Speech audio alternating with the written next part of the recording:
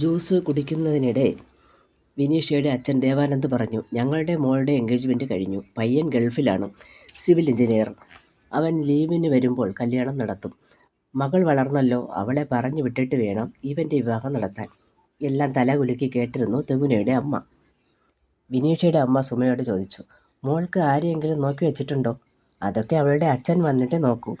അത് മതി, നേരം ഒത്തിരിയായി, ഞങ്ങൾ പോട്ടെ. ദേവാനന്ദ് എഴുന്നേറ്റു.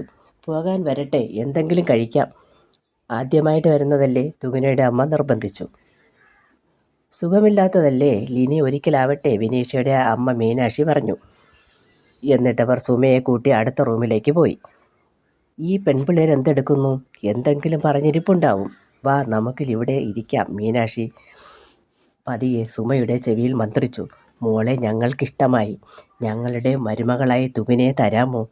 അതിന് അവളോടും അവളുടെ അച്ഛനോടും ചോദിച്ചിട്ട് പറയാം. തുഗുന മോൾ കല്യാണം ഫിക്സ് ചെയ്തിട്ടില്ലല്ലോ അല്ലേ? എങ്കിൽ ഞങ്ങളുടെ മോനെ പരിഗണിക്കണേ. ഇല്ലെങ്കിൽ വേറെ ആരെയും നോക്കരുത്. അവളുടെ അച്ഛൻ ഇന്ന് രാത്രി വിളിക്കും. ഞാൻ പറഞ്ഞു നോക്കാം, പോരെ? സുമയുടെ വാക്കുകളിൽ ആത്മാർത്ഥത ഉണ്ടെന്ന് മീനാക്ഷിക്ക് മനസ്സിലായി.